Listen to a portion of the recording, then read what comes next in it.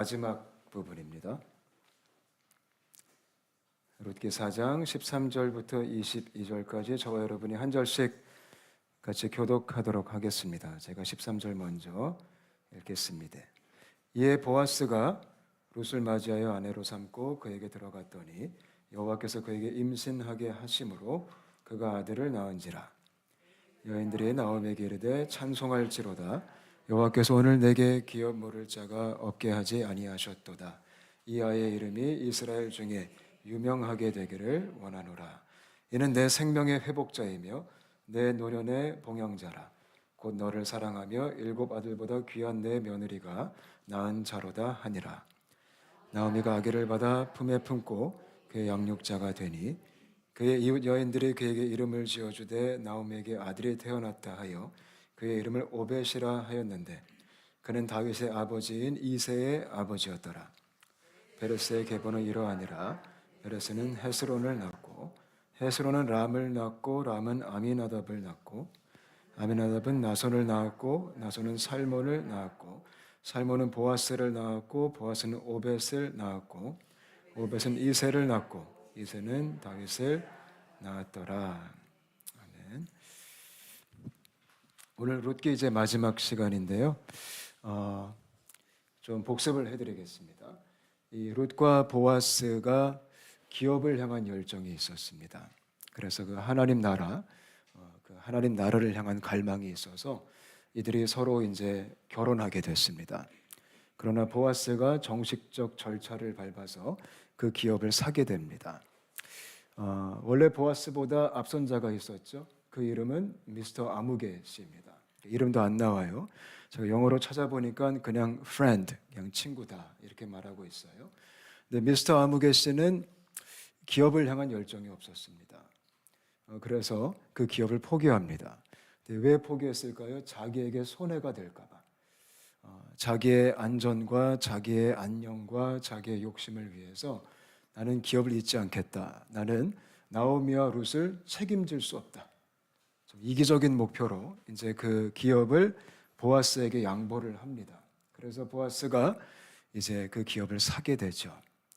정식적으로 이제 기업 물을 자가 돼가지고 룻하고 이제 결혼을 하게 됐습니다.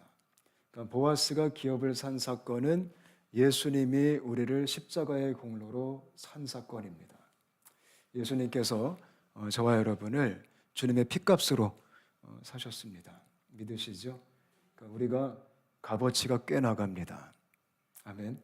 그래서 약간 좀 그런 감사의 자부심이 있어야 돼요. 내가 예수님의 보혈의 핏값으로 하나님께서 선택하신 그런 하나님의 자녀가 되었구나. 우리는 지금 품절된 겁니다. 그래서 그걸 꼭 우리가 잊지 않고 살게 되시기를 바랍니다. 이제 그 다음에 이야기가 오늘 본문인데요. 우리 13절 말씀 우리 같이 한번 읽겠습니다. 시작. 이에 보아스가 룻을 맞이하여 아내로 삼고 그에게 들어갔더니 여호와께서 그에게 임신하게 하심으로 그가 아들을 낳은지라. 아멘. 이제 경사가 났습니다. 드디어 이제 정식적으로 보아스와 룻이 이제 결혼을 하게 됩니다. 이들이 결혼한 아주 중요한 목적은 하나님의 기업이었습니다. 저는 저와 여러분의 마음속에 특별히 우리 가정 안에 하나님의 기업을 향한 열정이 있었으면 좋겠어요. 여러분의 가정의 비전은 무엇입니까? 우리가 흔히 교회의 비전, 우리 일터의 비전, 우리 회사의 비전 이런 얘기는 참 많이 들어봤는데 여러분 성경을 보다 보면 이 가정이 되게 중요한 것 같아요. 하나님은 그 어떤 것보다 가정을 통해서 하나님의 나라가 확장되어지고 가정을 통해서 하나님의 기업이 이어지고 가정을 통해서 주님의 뜻이 이루어지는 것을 굉장히 기뻐합니다. 그게 굉장히 성경적인 겁니다. 그래서 가정마다 이런 하나님의 꿈이 있는 게 되게 중요합니다. 저는 여러분의 가정 안에 또 저희 가정 안에도 하나님의 비전이 있었으면 좋겠어요. 우리가 우리의 자녀들에게 이것이 하나님께서 우리에게 주신 우리 가정의 비전이다. 이런 얘기를 좀 해줄 수 있다면 얼마나 좋을까요? 만약에 그런 대화를 한 번도 해보신 적이 없으시다면 당장 좀 기도하시면서 시작할 수 있게 되시기를 바랍니다. 우리 가정의 사명은 이거야. 우리 가정은 이거를 위해 존재해.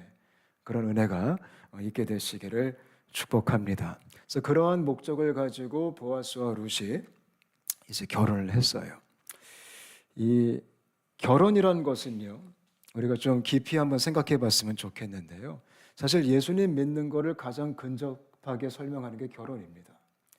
우리가 지금 예수를 믿는다라고 말하고 있잖아요. 그것은 곧 우리가 예수님과 결혼했다라는 것입니다. 저는 저와 여러분이 신앙을 그렇게 좀 받아들일 수 있게 되시기를 바라요. 그래서 믿음은 장난이 아닙니다.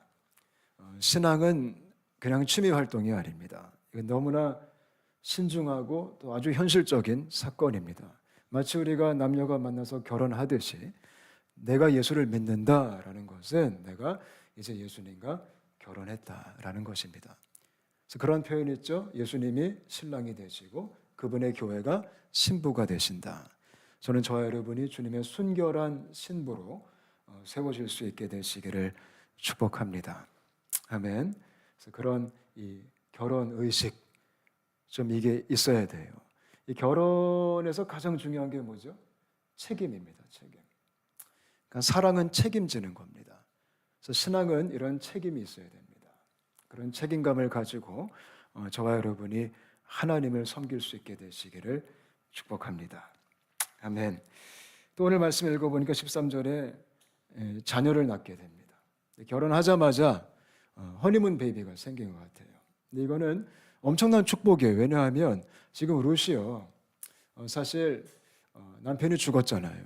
그래서 유부녀잖아요. 지금 과부잖아요. 근데 아주 오래전에 결혼을 했었는데 룻에게 자녀가 있었어요, 없었어요? 없었습니다. 그러니까 10년 넘은 그 기간, 아주 오랫동안 룻은 이 자녀가 없었습니다. 결혼 생활을 했음에도 불구하고 자녀를 생산하지 못했습니다. 근데 참 신기하게 이 보아스와 결혼하자마자 하나님께서 태의 축복을, 태를 열어주셔서 자녀를 낳게 됩니다. 이거는 엄청난 은혜입니다. 저는 특별히 제가 오늘 설교를 준비하면서 여러분, 하나님이 주시는 가장 큰 축복 중에 하나가 자녀를 주는 겁니다. 가정 안에 지속적인 이런 생육과 번성이 일어나는 겁니다. 여러분, 창세기 말씀 보면 하나님께서 인류에게 가장 먼저 주신 명령이 뭐죠? 생육과 번성입니다. 우리가 자녀를 낳고 자녀를 키우고 그렇게 가정이 확장되는 게 하나님의 은혜요, 하나님의 가장 큰 복입니다. 근데 여러분, 요즘 사회가 어떻죠? 이 복을 거절하는 세상에 저희가 살고 있습니다. 이거는 아주 악한 겁니다. 요즘 젊은이들을 제가 보면 일단은 결혼을 좀 안 하려고 합니다. 그게 요즘 트렌드입니다. 우리가 사귀긴 하되 결혼을 하지 말자. 정말 슬픈 건 부모들마저 그렇게 가르칩니다. 결혼하지 마, 살기 힘들어. 혼자 살아. 그거는 결코 주님의 뜻이 아닙니다. 하나님은 가정을 세워주시고 그 가정을 통해 신앙이 계승되기를 원하십니다.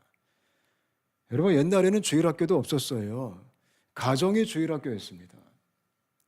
여러분, 주일학교가 언제 생긴지 아세요? 그리 오래되지 않았습니다. 원래는 교회 역사를 보면 주일학교도 없었습니다. 원래 신앙교육은 가정에서 이루어졌습니다. 근데 영국에서 썬데이 스쿨이 시작됐는데 처음에 시작됐을 때는 이 믿지 않는 가정에 있는 자녀들에게 신앙교육을 시키기 위한 선교적 목적으로 주일학교가 시작된 겁니다. 근데 어느 순간에 가정의 신앙이 무너져 버렸습니다. 그러면서 가정 안에 신앙교육이 끊겨버린 겁니다. 그래서 그런 요즘 우리가 익숙한 썬데이 스쿨이 막 활성화되기 시작한 거예요. 근데 원래 하나님의 디자인은 우리가 자녀를 낳고 그 은혜 속에 그 가정 안에서 복음이, 말씀이, 진리가 계속적으로 이게 전가가 되는 겁니다. 이런 가정의 회복이 있게 되시기를 바랍니다. 저는 이 출산하지 않는 이 시대, 결혼도 하지 않고 또 결혼해도 요즘 젊은이들을 만나보면 애는 낳지 말자. 그래서 이유를 좀 물어보면 뭐 이해는 되죠. 살기 힘들다. 돈이 많이 든다. 우리가 같이 일하면서 자녀 키우기 힘들다. 뭐 근사한 핑계는 다 되지만 그 이기심입니다. 이기심. 그 하나님 보시기에 기뻐하는 그런 핑계들은 아닙니다. 저는 정말 특히 우리나라 가운데 이런 하나님께서 자녀를 통해 흘려주기를 원하시는 은혜가 회복되었으면 좋겠습니다. 할렐루야. 그러니까 여러분들의 자녀도 딱 제때 결혼하시고 그리고 순풍순풍 이 주님의 은혜를 누릴 수 있게 되시기를 바라요. 요즘 결혼도 너무 늦게 하잖아요. 너무 늦게 하고 내가 집 한 채 사고 내가 좀 돈도 모으고 그 다음에 결혼하겠다. 평생 못합니다. 특히 홍콩에서 평생 못하고요. 한국도 평생 할 수 없어요. 그런 가치관이 있으면. 제가 보니까 결혼은 믿음으로 하는 겁니다. 자녀 또한 마찬가지죠. 하나님이 허락하실 때 감사하게 받는 게 크리스천의 자세입니다. 제가 좀 조사해 봤어요. 조사. 출산율. 237개국 중에 제가 최근 거를 봤는데 대한민국이 꼴찌입니다. 1인 가임 여성당 0.77명입니다. 대한민국이. 현재 237개국 중 꼴찌입니다. 대한민국이요. 작년까지 236등이었습니다. 작년에는 홍콩이 237등이었습니다. 근데 작년 요번에 저희가 이겼습니다. 그래서 홍콩이 0.78이었는데 지금 대한민국이 0.77이 됐습니다. 전 세계에서 가장 출산율이 낮은 나라. 제가 또 그걸 보면서 여러 나라도 같이 봤는데 잘 살수록 애를 안 납니다. 좀 경제적으로 힘든 나라들이 애를 많이 낳습니다. 돈이 많을수록 애를 안 납니다. 풍요로울수록 출산율이 떨어집니다. 이게 뭘 보여줄까요? 욕심입니다. 이게. 그게 요즘 우리가 살고 있는 이 세상의 현실입니다. 저는 정말 이 크리스천들을 통해서 이런 자녀의 축복이 이 은혜가 계속됐으면 좋겠어요. 특히 한국은 굉장히 심각하다라는 지금 이 전문가들의 평들이 많이 있습니다. 한 몇 년 지나면 수십 년, 몇백 년 지나면 한국은 없어진다고 합니다. 특히 이제 조만간 찾아올 가장 큰 문제가 뭐냐면 남자들이 결혼을 못할 거래요. 왜요? 자매님들이 없으셔서. 요즘 모든 학교가 다 미달입니다. 그죠? 우리가 요즘 학교를 보더라도 옛날과 비교해 보면 아이들이 없습니다. 왜냐하면 자녀를 낳지 않았기 때문에. 가장 기독교 국가라고 불리는 나라들이 한국을 포함해서 출산율이 떨어집니다. 이거는 저희가 믿음 안에서 심각하게 정말 하나님 앞에서 제가 볼 때는 좀 회개해야 될 것 같습니다. 우리의 이기심과 우리의 욕심과 우리의 세속적인 가치들을 갖고 좀 주 앞에 나아가는 그런 은혜가 좀 있었으면 좋겠습니다. 어찌되었던 이 보아스와 룻은 결혼하자마자 이제 허니문 베이비를 통해 하나님께서 태의 문을 열으셔서 은혜를 주셨습니다. 저는 저희 교회 안에 혹시 이 2세를 기다리는 분들이 있다면 하나님께서 그 태를 열어줄 수 있게 되시기를 바랍니다. 요즘은 불임도 참 많아요. 근데 그 이유가 뭐냐면 계속 늦게 해서 그렇습니다. 내가 미루고 이게 뭐 과학적으로 증명은 된 건 아닌데 제가 여러 명을 만나서 상담해 보니까 인간적인 계획과 인간적인 욕심으로 미룬 사람들이 나중에 참 이 자녀 갖기를 원하지만 힘들어 하시더라고요. 이게 참 아픔이 있습니다. 저는 하나님께서 은혜를 베푸셨으면 좋겠습니다. 아멘. 우리 14절부터 16절까지 한번 같이 읽겠습니다. 시작. 여인들이 나오미에게 이르되 찬송할지로다. 여호와께서 오늘 내게 기업 물을 자가 없게 하지 아니하셨도다. 이 아이의 이름이 이스라엘 중에 유명하게 되기를 원하노라. 이는 내 생명의 회복자이며 내 노년의 봉양자라. 곧 너를 사랑하며 7 아들보다 귀한 내 며느리가 낳은 자로다 하니라. 나오미가 아기를 받아 품에 품고 그의 양육자가 되니. 아멘. 참 놀라운 회복의 역사가 일어났습니다. 나오미 이름의 뜻이 뭐죠? 하나님의 기쁨이다 이런 뜻이에요. 나오미가 1장에 그렇게 나오미로 시작했다가 이제 1장에 모압으로 갔다가 고통을 겪어대죠. 그때 베들레헴으로 돌아오면서 자기를 뭐라고 부르라고 했죠? 마라라고 부르라고 해라. 그러니까 나오미가 지금 마라가 됐어요. 하나님의 기쁨이 쓴 자가 됐어요. 고통스러운 자가 됐어요. 그러나 오늘 말씀을 보니까 다시 하나님께서 나오미를 뭐로 회복하세요? 나오미로 회복하신 거예요. 이게 복음의 능력이에요. 복음은 다시 그 하나님의 원형, 그 오리지널리티로 돌이키는 거예요. 그게 복음의 은혜예요. 나오미가 마라가 됐지만 다시 나오미가 되게 하는 은혜. 그 은혜가 예수 그리스도의 십자가의 복음 안에 있는 거예요. 저는 저희 교회 안에 이 복음의 능력이 나타났으면 좋겠어요.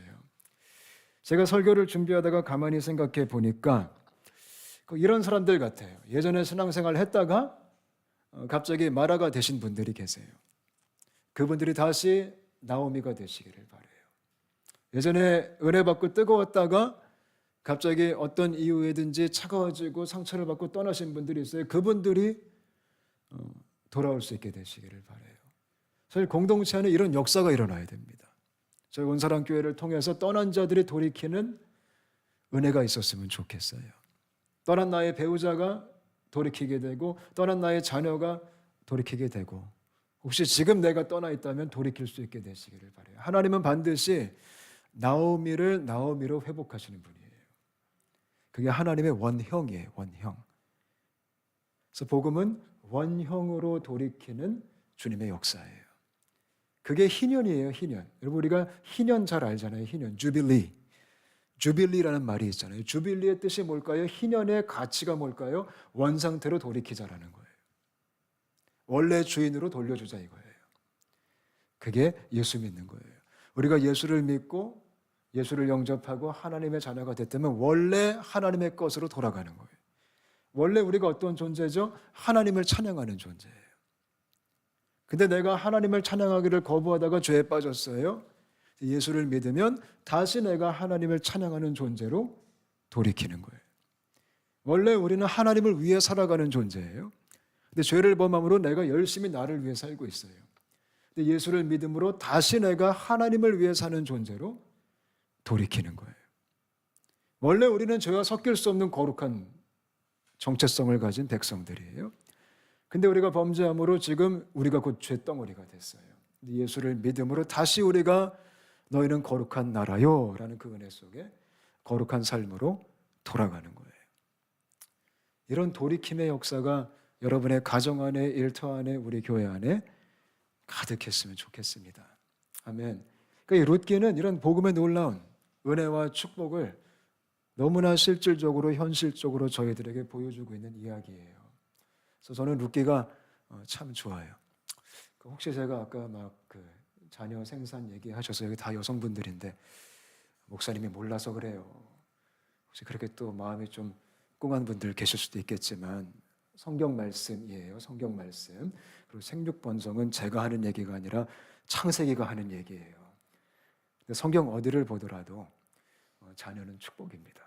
그래서 아이들 바라볼 때 어이구 저놈의 자식 그렇게 바라보지 말고 하나님의 선물로 하나님의 축복으로 바라볼 수 있게 되시기를 바랍니다. 아멘. 우리 17절 같이 읽겠습니다. 시작.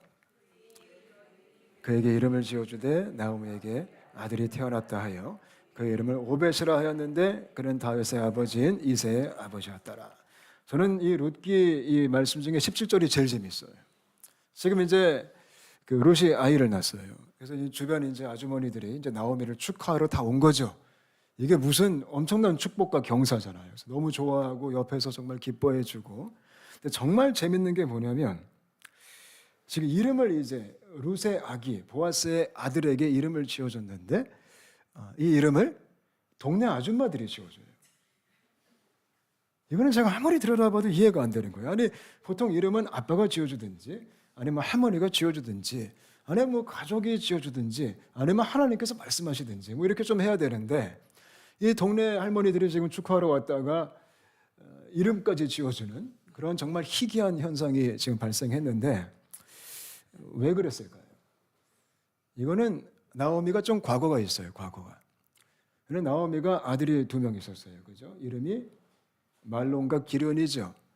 근데 그 이름의 뜻이 뭐죠? 말론, 허약하다. 기련, 낭비다. 가만히 보니까 지금 나오미가 이름 짓는 실력이 있어요, 없어요? 이 아줌마들 볼 때, 넌 이름 아니야. 네가 지으면 큰일 나. 아마 그런 소문이 좀 나 있던 것 같아요. 그래서 제가 볼 때 아줌마들이 아주 적극적으로 나오미가 짓기 전에, 나오미가 입을 열기 전에 우리가 이름 다 지어놨다. 그리고 이제 이름을 지어줬는데 그 이름이 오벳입니다. 오벳. 이 오벳의 뜻이 뭘까요? 이 오벳은 예배자라는 뜻입니다. 예배자 또는 하나님의 종이다라는 뜻입니다. 그러니까 이름을 굉장히 근사하게 지금 지어줬어요. 나오미의 손자에게 당신의 손자는 예배자입니다. 당신의 손자는 하나님의 아들입니다. 종입니다. 이렇게 지어준 겁니다. 이게 뭘 의미할까요?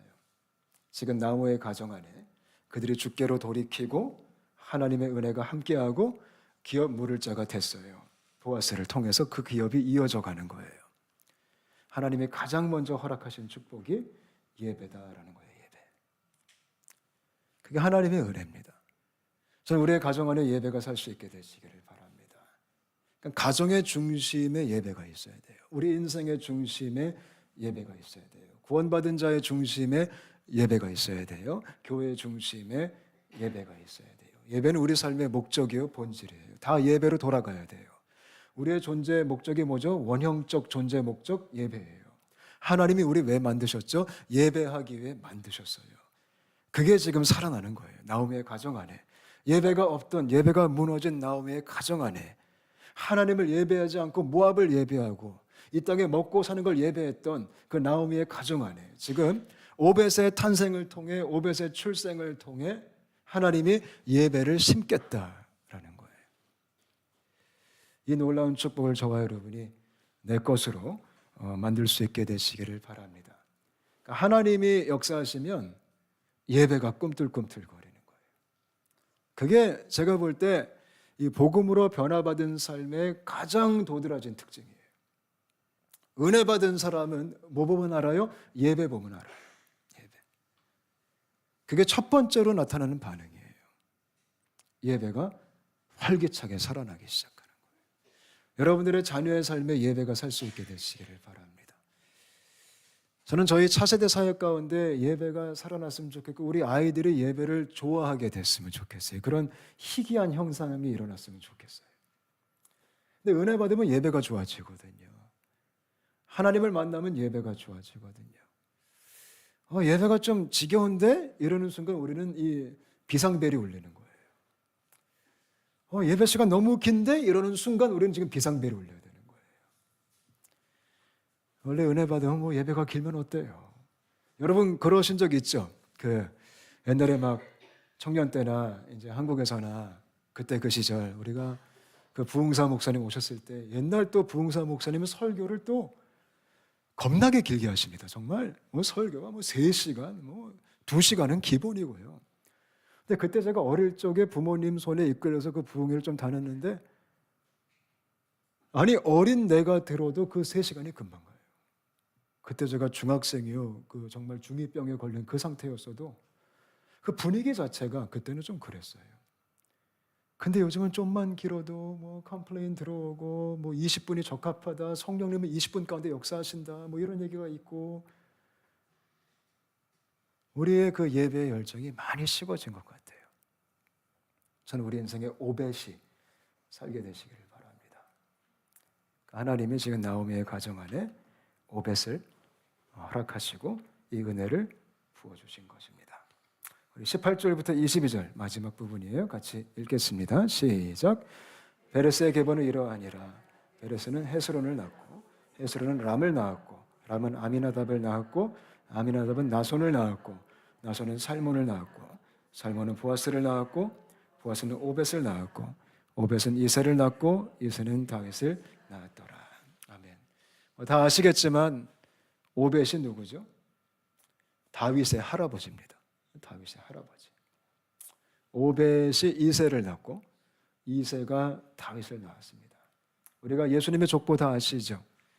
다윗을 통해 누가 오셨죠? 예수님이 오셨습니다. 그러니까 지금 보아스 가정에 엄청난 말도 안 되는 은혜가 임한 겁니다. 너무 놀랍지 않습니까? 그 이방 여인을 지금 며느리로 삼은 나오미의 그 가정, 엘리멜렉의 그 가정 가운데 보아스가 그 기업을 삼으로 이 가정이 예수님의 족보에 이름을 올리게 되는 그런 영광스러운 하나님의 축복을 받게 됩니다. 여러분, 이게 주님의 역사하심입니다. 아예 나 같은 게 뭘 할 수 있겠어. 나는 아무도 알아주지 않아. 나는 가방끈도 짧아. 상관없습니다. 여러분, 자녀를 바라보실 때 제가 커서 뭐가 될까? 혹시 그런 자녀 있으세요? 상관없습니다. 하나님께서 역사하시면, 오벳이 그 예배가 살아나면, 복음의 능력이 함께하면 이런 놀라운 영광스러운 삶이 하나님의 자녀들에게 보장되어져 있는 겁니다. 전 여러분의 자녀가 이렇게 되시기를 축복합니다. 아멘. 세상적으로 봤을 때는 별 볼 일 없을 수도 있어요. 여러분, 예수님의 족보 한번 보세요. 마태복음 1장에 나온. 너무 신기하지 않아요? 너무 놀랍지 않아요? 거기 한번 보셨어요? 거기 죄인도 되게 많고요. 이방인도 있고요. 악한 왕도 있어요. 별의별 사람이 그 족보 안에 다 있어요. 예수님의 족보를 보면 정말 콩가루 집안이에요. 콩가루 집안. 그게 뭘 보여줘요? 하나님의 은혜를 보여주는 거예요. 그런 인생이 하나님의 은혜에 사로잡히면 이런 주님의 기업을 이어가는, 하나님 나라 확장을 이어가는 영광스러운 삶을 살기 시작한다라는 거예요. 이거를 믿음으로 바라볼 수 있게 되시기를 바랍니다. 물론 세상에서 후지게 살라는 거 아니에요. 일부러 그렇게 살 필요는 없어요. 그러나 세상에서 우리가 인정을 받고 으뜸이 가는 삶을 산다 할지라도 하나님의 은혜가 함께하지 않는다면 그거 같이 슬픈 게 없잖아요. 저는 우리의 가정이, 여러분의 가정이 이런 주님의 룻기나 놀라운 은혜에 사로잡히게 되시기를 축복합니다. 기독교는 은혜의 종교입니다. 그래서 룻기는 철저하게 하나님의 은혜가 얼마나 놀라운지를 보여줍니다. 이 나약한 인생을 통해 펼쳐지는 주님의 역사하심, 이 은혜, 이게 실제가 되시기를 주님의 이름으로 축복합니다. 은혜가 뭘까요? 마지막으로 은혜에 대한 얘기를 좀 하고 마칠게요. 은혜. 그러니까 룻기의 주제는 은혜예요. 은혜. 은혜가 뭐냐면 자격 없는 자에게 주어지는 게 은혜입니다. 그게 은혜의 뜻입니다. 오직 은혜로만 우리가 주 앞에 나아갈 수 있습니다. 오직 은혜로만 우리가 주님께 쓰임받을 수 있습니다. 그거를 믿을 수 있게 되시기를 축복합니다. 원래 우리는 천국 갈 자격이 없습니다. 그런데 은혜로 천국 백성이 되었습니다. 아멘이시죠? 원래 우리는 하나님의 자녀가 될 자격이 없습니다. 그런데 은혜로 하나님의 자녀가 됐습니다. 이거 얼마나 놀라워요. 얼마나 고마워요. 우리는 하나님의 기업에 동참할 자격이 없어요. 근데 은혜로 하나님께서 여러분 한 분 한 분에게 그 영광의 풍성한 기업, 그거를 허락하셨습니다. 아멘. 이거를 놓치지 않았으면 좋겠어요. 우리는 하나님의 일을 할 자격이 없어요. 은혜로 하나님이 저희들을 껴주셨습니다. 얼마나 고마워요. 우리는 사랑을 받을 자격이 없어요. 우린 미움받아도 괜찮아요. 우린 심판받기 합당해요. 그러나 은혜로 하나님이 우리를 사랑하신 거예요. 너무나 당연스럽게 들리지만 이게 기독교 전부예요. 거기서 시작하는 거예요. 그래서 은혜가 우리 삶에 반석되시기를 바라요. 거기서 모든 게 세워져야 돼요. 교회도 은혜 위에 세워져야 돼요. 예수 그리스도의 은혜 위에. 그 복음의 반석 위에. 은혜 위에 세워진 자는 겸손해요. 왜요? 은혜는 내가 한 게 아니기 때문에. 그래서 은혜 받은 자와 은혜 받지 못한 자의 차이가 뭔지 아세요? 교만과 겸손이에요. 은혜를 모르는 사람은 교만하죠. 왜냐하면 자기가 했다고 생각하기 때문에. 근데 은혜를 아는 사람은 겸손할 수밖에 없는 거예요. 왜냐하면 자기가 한 게 없기 때문에. 은혜의 반대가 뭘까요? 종교예요. 종교. 기독교는 종교가 아니에요. 종교는 자기의 열심으로 신을 추구하는 거예요. 근데 기독교는 그걸 가르치지 않아요. 종교는 상을 받기 위해 헌신해요. 상을 받기 위해. 신께 상을 받기 위해. 은혜는 상을 받았기 때문에 헌신해요. 엄청난 큰 차이죠. 종교는 의무예요, 의무. 은혜는 반응이에요, 반응.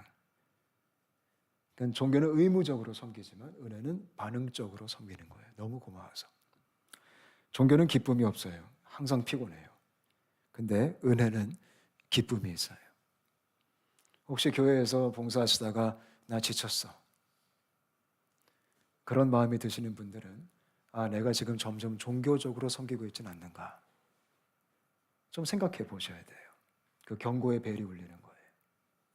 목회자도 마찬가지예요. 종교적 의무로 목회하다 보면 지쳐요. 그리고 피곤해져요.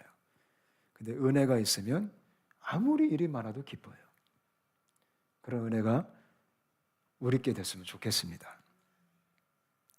그래서 룻기는 다시 한번 강조해 드리지만 이 은혜를 너무나 쉽게 이 이야기를 통해 우리에게 알려주고 있습니다.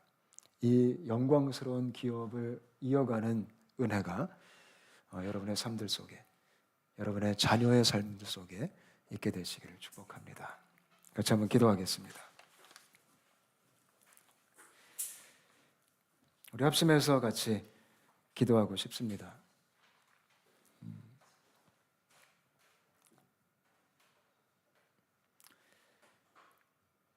일단 감사기도 한번 했으면 좋겠습니다. 우리에게 은혜를 주신 하나님께 우리가 진심으로 감사했으면 좋겠어요. 자격 없는 저희들을 사랑하셔서 하나님의 자녀 삼으신, 하나님의 기업을 이어갈 영광스러운 사명을 주신 그 하나님께 감사했으면 좋겠고요.